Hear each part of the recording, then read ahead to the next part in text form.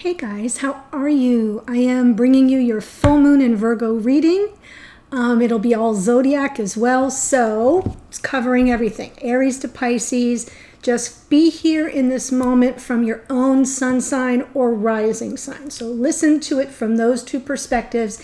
And then when I do the all zodiac, it can be sun, moon, rising, and Venus. So I just want to let you know that. But I'm going to talk to you about the full moon in Virgo. So obviously, Virgo being an earth sign, Virgo is also the sign of the harvester. There's a lot of nurturing, very grounded energy, moving at a slower, more gradual pace, very deliberate and methodical, as you might expect from Virgo. What's beautiful about it is it's opposite the Pisces sun. So we're in Pisces season now, and Virgo and Pisces are directly opposite each other on the zodiac wheel. So when you think about the nurturing, beautiful, dreamy, sensitive, forgiving energy of Pisces, opposite that more steadfast, grounded, linear thinking Virgo energy, it's a really interesting balance. I think one kind of grounds the other, but the sensitivity and the emotional nurturance of the Pisces sun really kind of softens the Virgo aspect of the moon. And what's even more wonderful is Venus is holding hands with the sun at the same time as this full moon. So Venus, the planet of love and everything we love and cherish, right there with that nurturing, forgiving, beautiful, lovely, dreamy, intuitive energy of the Pisces sun, gives the Virgo moon more permission to be forgiving of self, to be gentle with self, to kind of hold space for ourselves. It's really lovely. I've got my little highlighter going like crazy. So this full moon will strongly emphasize your health and your healing, because Chiron is also in the mix in the sign of Aries. Chiron is the wounded healer. It's an asteroid, but it figures very prominently because it's very close to everything here. So the need for releasing that's things from the past, emotional and physical wounds that have yet to be healed or processed, that's going to be front and center in that powerful Aries energy. So making it readily available for us to access and work through and release, because full moons are all about release. So what we're getting here is an invitation, and I think it's really a gift for healing, reframing our old stories, our old dramas, and revisiting and revising our life intentions as well as our dreams. So in the full moon, the first thing we want to do is express our gratitude for how far we've come, for what we've accomplished, or for what's going on in our connections that feels positive and affirming. And then after we express that gratitude, we then get to pull back and look at what do we need to let go of. And in this full moon, the most important thing to let go of are those old emotional and physical wounds. For some of you, it's physical, and I want to pay tribute to that as well. But most of us are really dealing with feeling rejected, feeling devalued, feeling misunderstood, or just completely invisible. So take that energy, which is very deeply wounding, and bring it up to the surface so you can work it through and release your attachment to it. So that's what it's about. And then we get to revise our life intentions and dreams, which I think is beautiful, because I don't know about you. I am a Virgo. I don't spend a lot of time on my dreams, and I feel like that's something I really need to do more of. So I will officially be starting that this full moon. Now the full moon will be at its peak at 3:17 a.m. Eastern Standard Time, wee hours of the morning on the East Coast, which means right after midnight on the West Coast and later in the day across the pond. So judge accordingly on the 27th, Saturday the 27th. So I know I'm bringing you this reading a little early, but I want to give you time to really reflect on all the gratitude that you have, and what hurts and insults to your integrity and old emotional wounds are you preparing to let go of and nurture yourself through that process. Powerful. Crazy about this new moon already. So I'm going to do what I always do for the new and full moons. I'm pulling 3 cards from Queen of the Moon Oracle. We're going to look at where we've been, where we are, and where we're headed. Remember, these are almost always relationship oriented, so keep that in mind. Oh, beautiful. And I will go through all of this with you. Interesting, so powerful. Okay, so where we've been, where we just came through. So usually for me, it's like one full moon to the next, one new moon to the next. So I look at a full lunar cycle. So this last lunar cycle, card number 6, we've been working on self-love. And this is what this full moon has a lot to do with, that kind of self-love and nurturing and holding space for ourselves in a very real physical way. So self-love, that's where we've been. Where are we right now? The path, card number 8. The path. I'm going to read a little bit about them, so I just want you to get a little bit of a, looking through that. It almost looks like there's this ladder going up to a window looking out on a whole other world. Just beautiful. And I love the word the path for us, especially the twin flame community. And then where are we headed? Self-reflection. So think about self-reflection and also think about the mirrored energies we have with our twin soulmates. Pretty powerful. Okay. I feel some mirrored energy coming up in future readings. So I'm just going to give you very brief what this is. So where we've been, radical self-love. Empowerment starts from the inside out. No comparing yourself to others. Start your change with focus and love of self. So that's where we've been coming from lately. Where we're headed now is card number 8. Right, card number 8. We're kind of getting more focused in on what needs our attention. The way is open for you. The path is illuminated. Begin the journey now. Respond and take action. We must be courageous and move forward. I love it. And then card 17, interestingly, 1 and 7 is 8. So we're getting that feeling of, okay, we're in that, put your head down doing the work part of the program. 9s are about wrapping up lessons. 10, it's done. So 8 is that fine attunement, getting zeroed in on the details, which, by the way, is one of the attributes of Virgo, is very detail-oriented. So I'm feeling all the details coming into view here. So the self-reflection, where we're headed, be curious about your own nature. Choose to turn inwards to quietly contemplate who and what you are and what you want. The more you know about yourself, the more you are able to steer yourself well. Know what you believe and why, yet be open to the development of new beliefs and ways of being. I'm feeling Hierophant energy here, actually, with the beliefs, knowing who you are at your core, what you believe and stand for, and why. But I also can't help but feel the energy just on a visual level. Here we have a full moon energy. Well, it's actually not. It's a waning gibbous, but it looks pretty full to me. But I'm feeling the mirrored energy of the twin flames. So beautiful little spread here from the Oracle. And now I'm going to do the twin flame tarot spread that you guys all seem to really like. So I'm going to keep using it for the new and full moon readings. All right, here we go. Ooh. So this is, I will walk you through the cards. First, I'm just going to pull them all, and then I'm going to guide you through it. Perfect. Woo.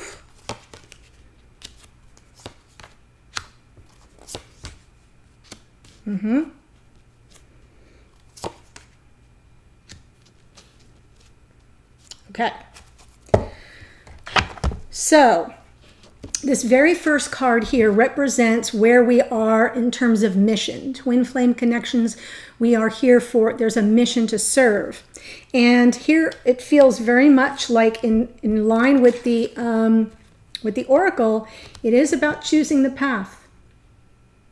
Choosing the path, that 2 of Wands, that world of possibilities in the palm of your hand, seeing everything that's out there before you on the horizon and knowing that there's a path that's right for you. There's not a right or wrong, but there's one that's better for you than the other. What do you want? It asks us to ask ourselves, what do we want?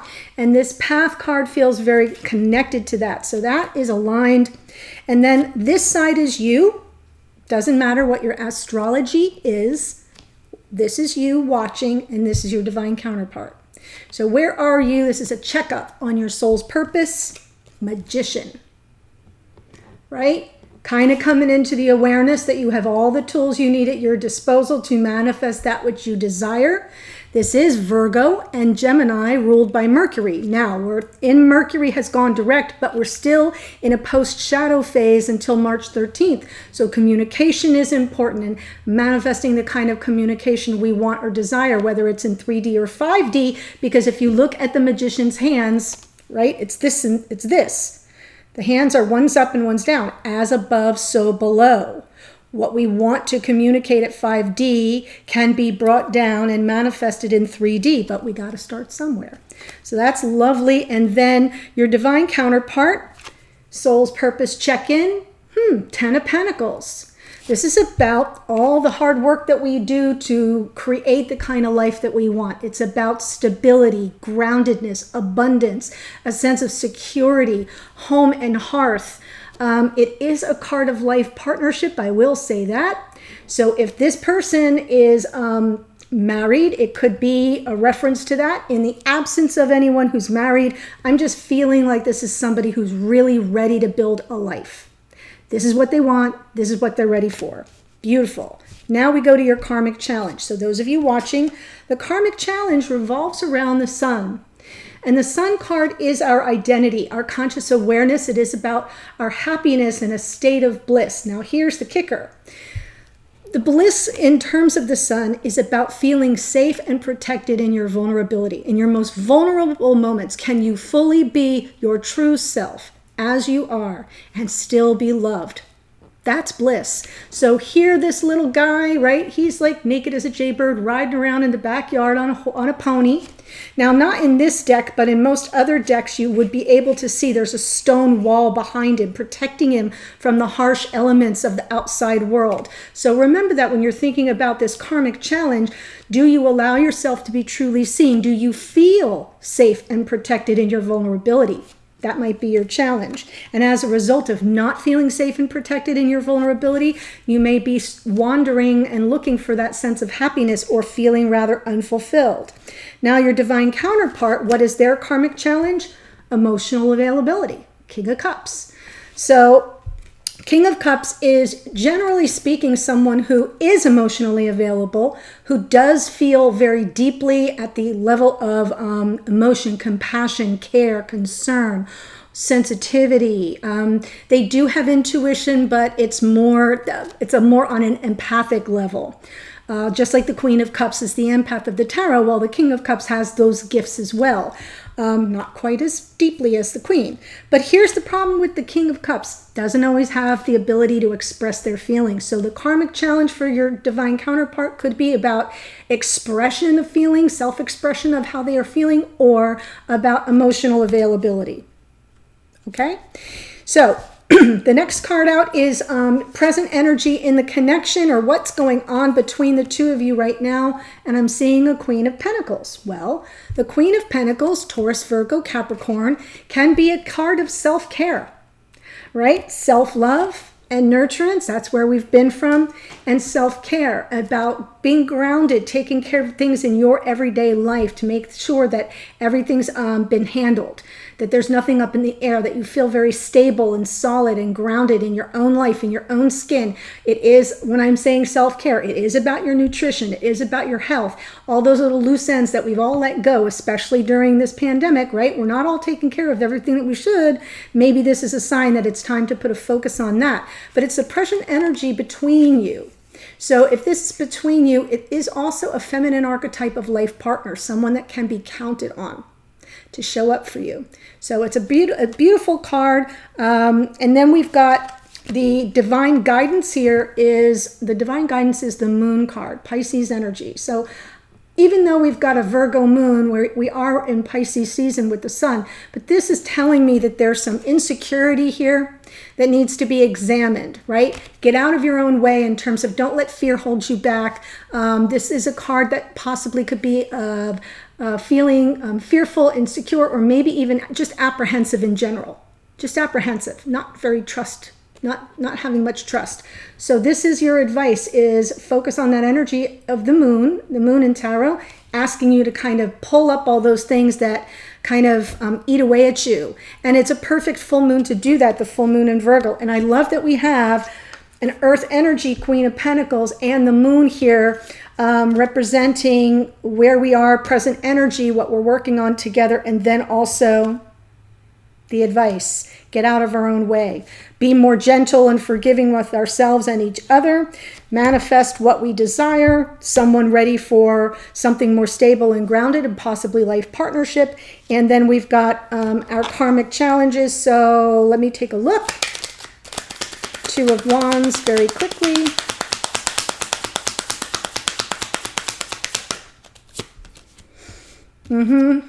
So looking back on the past here is holding us back. The Two of Wands is forward facing. The Five of Cups is the rear view mirror. So this is possibly what Chiron is inviting us to do right now, is to pull up in this full Virgo moon, pull up all those wounds, wounds to our integrity, to our heart, to our emotions, to our emotional bodies, our physical bodies, and even our at soul level. So I feel as if this backward facing energy isn't allowing us to move forward. There are regrets of the past here, possibly some mistakes of the past, a sense of loss, something being lost. Take the time to heal. Perfect, perfect. Thank you, Chiron. Take the time to heal. So this is sort of a checkup on where we are in the mission. So I'm getting the impression that in our connections, this period, this next cycle of the moon is about healing and letting go of the hurts and the wounds of the past, choosing a new path forward. I love it. So up here we've got your magician. Okay. So this is a checkup on your soul's purpose, whoever you are, whoever we all are.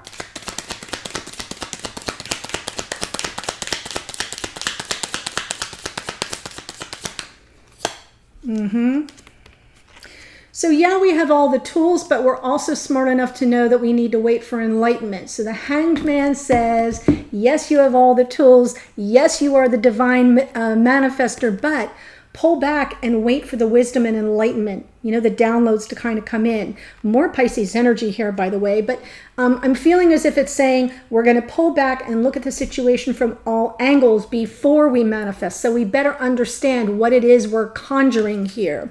I love that coming out on the Magician. Feels like a pretty powerful time for those of us here. Yes, this is about take that next step.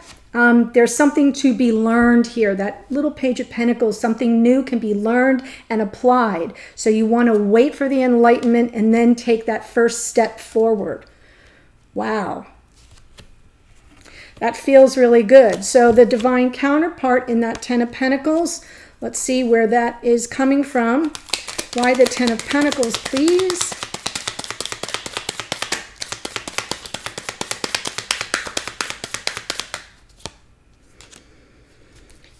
Eight of Swords, Ten of Swords, oh my goodness, Five of Wands, and the World card.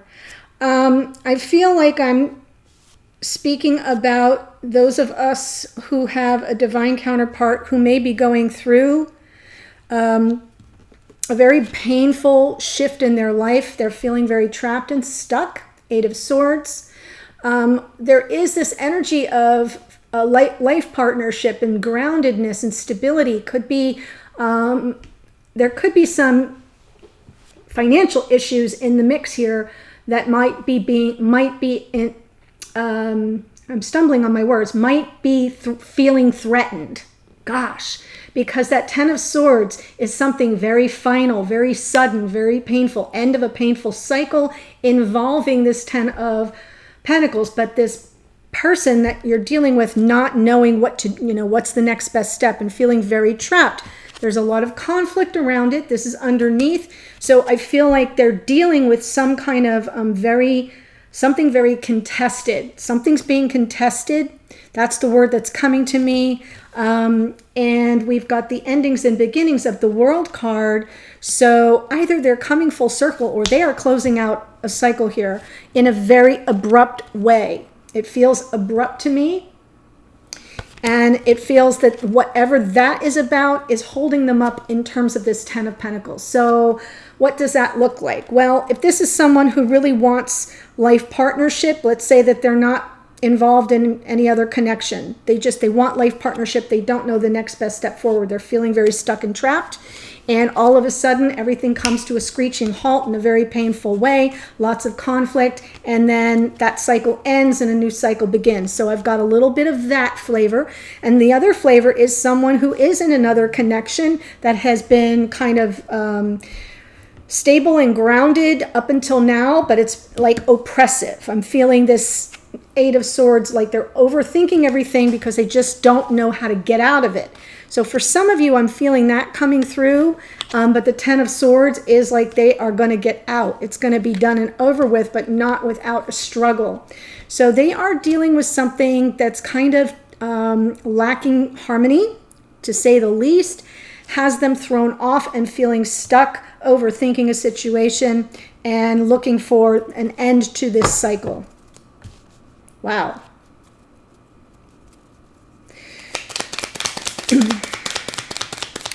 So we have to now deal with our karmic challenge of the Sun.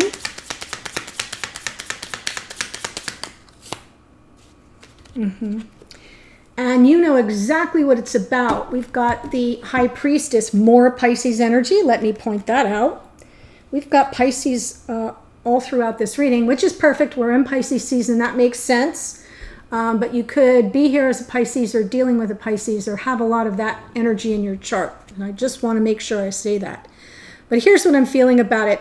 You know when you're at your happiest.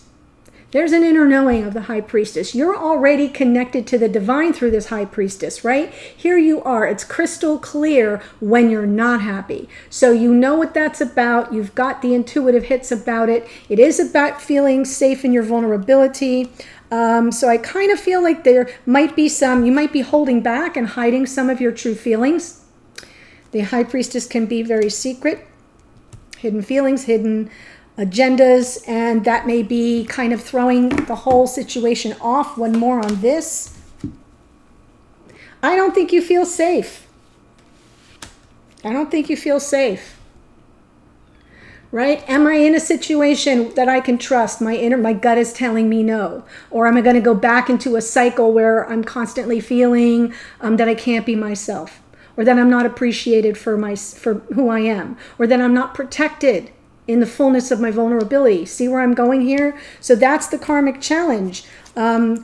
You know where that's coming from. You understand that there's a connection here that may be feeling karmic or toxic. There's some pattern perhaps that is threatening your happiness. And the Tower underneath. So on some level, I feel like there's an awareness that there's something here that's not sustainable. Right? The Tower comes in when we haven't been really fully dealing with something we should have dealt with, and then Spirit comes in and moves whatever that is off our path. Because if, Spirit, the universe wants what's best for us. So if we're kind of getting off our path, and remember, the path card is present energy here, and the path card is present energy here. So this is about our path. And it's about, being on our path and staying on our path and being aligned to our path. And over here, this Tower kind of being underneath suggests that on some level, we all know in our psyche somewhere right under the surface what's sustainable and what's not sustainable. And therefore, that's why it's so important to deal with this Sun energy versus the Devil energy and use your intuitive gifts, not your suspicion, nothing low vibe here, coming from your higher self, connecting to your higher self, with the intention set for what serves your highest good and the highest good of all involved. And then deal with it before Spirit deals with it for you. Here for your divine counterpart, we've got the King of Cups. More Cancer, Pisces, Scorpio energy. Surprise, surprise. The Devil is Capricorn and the Tower is Aries, and the World is Aquarius and Capricorn too. Okay,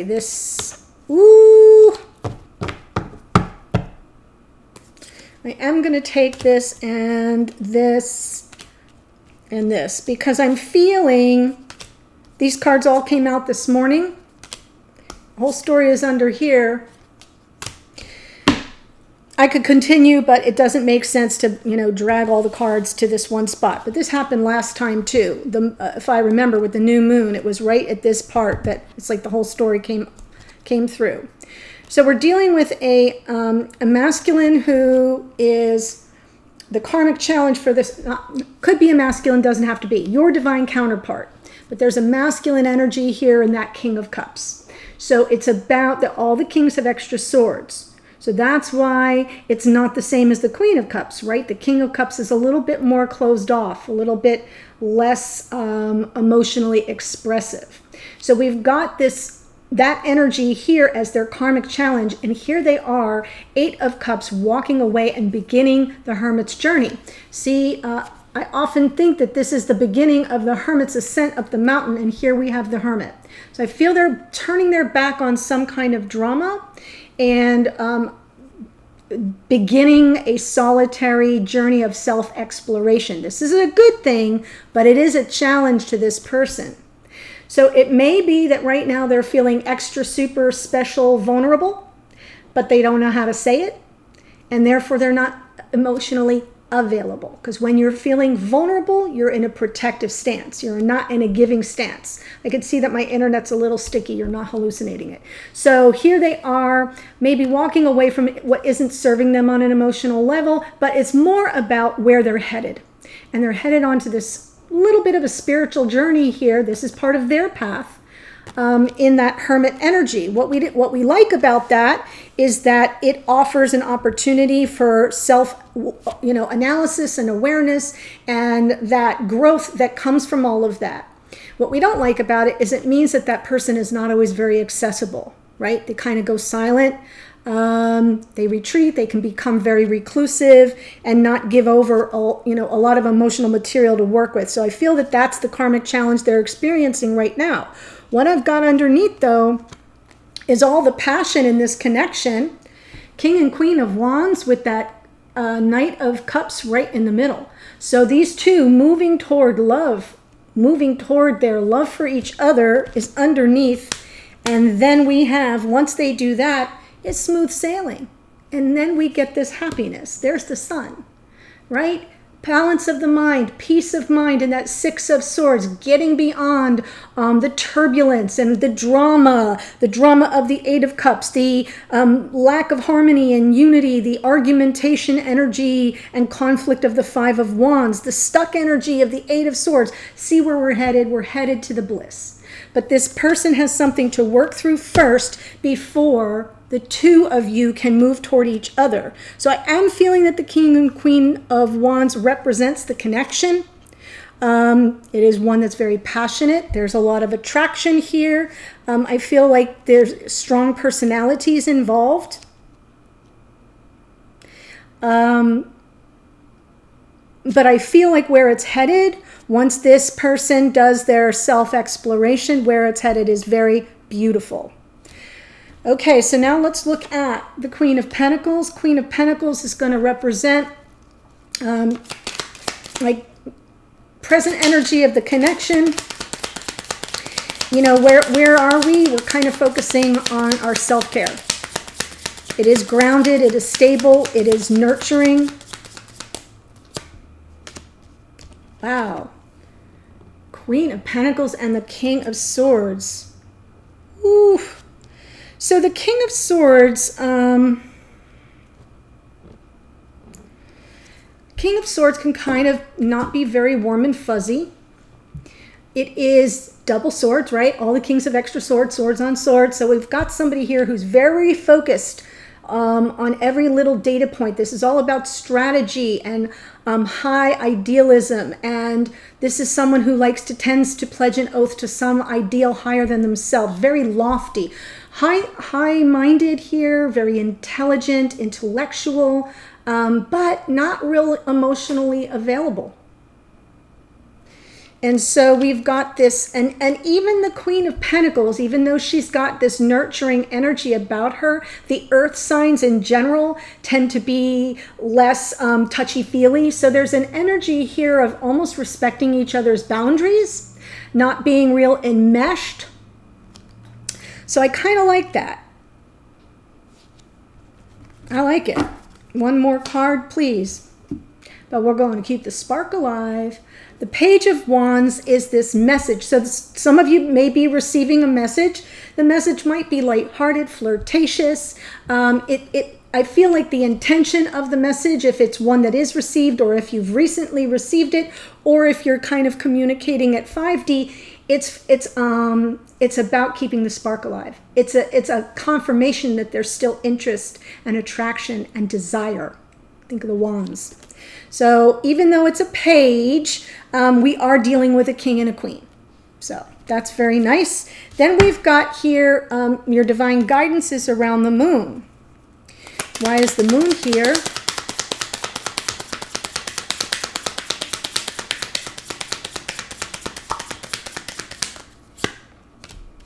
Right? Don't be afraid to offer that message of love or apology if it's necessary. But yeah, don't stay in the fear. The guidance is everything you want is on the other side of fear, right? So either offer that message of love that you've been wanting to offer, or don't be apprehensive or mistrusting of a message that may be coming through for you. There is care here. This is very authentically sensitive, caring, compassionate. It's a very gentle, easy energy. So don't, overanalyze it from a position of fear or lack of trust, because it might bring in this beautiful sense of balance and fairness, reciprocal energy, giving as good as one receives. So if this message comes in, it's a sign, I think, that balance may be returning here in 3D. Ooh, that feels good. But this whole thing over here blows my mind. All right, so that's the end of this portion of the reading. If you love the message and you want to hear more, the full zodiac, Aries to Pisces, will be in the extended. The link is below. It will not be time-stamped. I can't time-stamp through Selfie and to spend all the time I would need to, but you'll be able to see, if you feel the need to kind of fast forward it, when I reshuffle is usually when, like when I pick up the cards and I start a new sign, you'll be able to tell that I'm picking up cards. So I'm going to go through Aries through Pisces, 3 card pulls, and it's going to cover Sun, Moon, Rising, Venus. So you'll get all that energy. You can look at any of the spreads that come out as I work through the zodiac. I look forward to seeing you there. I wish you all the best for this full moon. Please do your gratitude. Please do your releases, especially of old wounds, both physical and emotional. This is your time to let it all go with love. And above all, be gentle with yourself. Okay, see you at the extended. Take care.